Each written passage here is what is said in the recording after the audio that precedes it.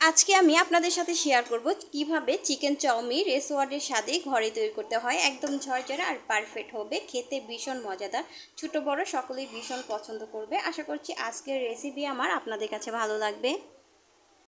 Chicken chowmein পছন্দ করেন না এমন মানুষ কমই আছেন।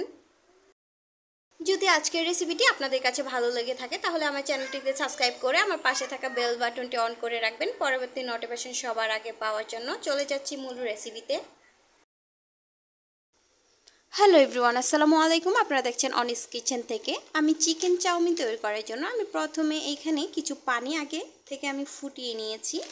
এখন আমি এখানে দিয়ে দিচ্ছি নুডলস। আপনারা যে কোনো ব্র্যান্ডের নুডলসটাই এখানে দিতে পারেন, দিয়ে তৈরি করতে পারেন। এটাকে সিদ্ধ করে নিব আমি প্রথমে কিছুটা।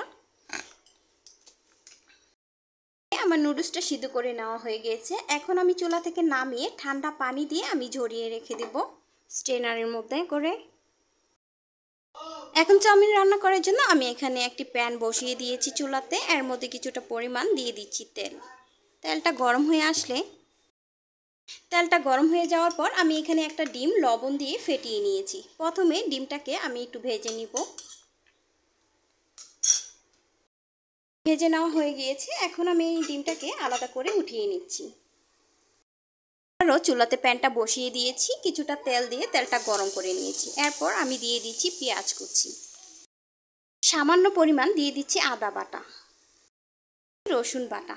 এখন পেঁয়াজ আর এই মশলাগুলো আমি একটু তেলের মধ্যে কাঁচা গন্ধ ভাবটা যাওয়া পর্যন্ত ভেজে নিব। পরে কিছুক্ষণ একটু ভেজে নিয়েছি।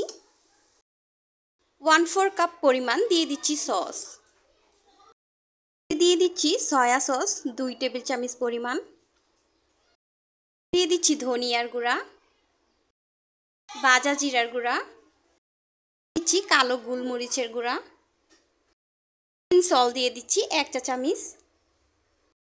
টেস্টিং সল আর সয়া সস দিয়েছি, তাই লবণের পরিমাণটা একটু কমিয়ে দিয়েছি।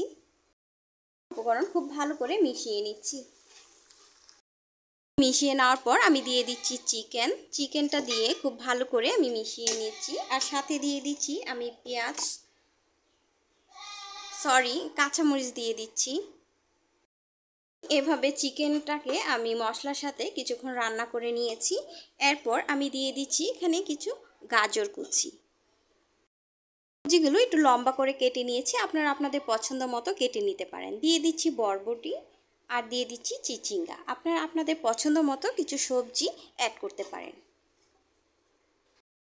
দিয়ে দেওয়ার পর আমি সবজিগুলোকেও কিছুক্ষণ রান্না করে নেব। যেই সবজিগুলো কিন্তু খুব বেশি একটা সিদ্ধ করা যাবে না, তাহলে কালারটা নষ্ট হয়ে যাবে, একটু সুন্দর লাগবে না। দিয়ে দিচ্ছি সেই ভেজে রাখা ডিমটা, দিচ্ছি নুডলস। দেওয়ার পর এখন খুব ভালো করে মশলাগুলোর সাথে আমি নুডলসটাকে মিশিয়ে নিচ্ছি।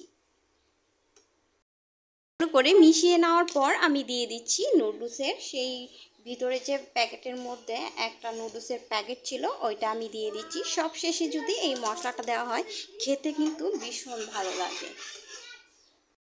দিয়ে দেওয়ার পর এখন খুব ভালো করে আমি আবারও কিছুক্ষণ রান্না করে নিচ্ছি। কিছুক্ষণ এভাবে করে রান্না করে নিলাম। এখন চিকেন চাউমিন রান্নাটা একদমই রেডি, খাওয়ার জন্য একদমই প্রস্তুত।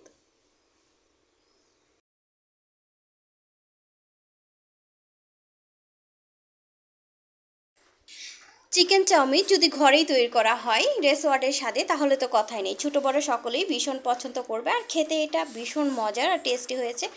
আশা করছি আপনাদের কাছে আজকের রেসিপিটি ভালো লেগেছে। এতক্ষণ ধরে আমার ভিডিওটা দেখার জন্য অসংখ্য ধন্যবাদ। সবাই ভালো থাকবেন, সুস্থ থাকবেন। আল্লাহ হাফেজ।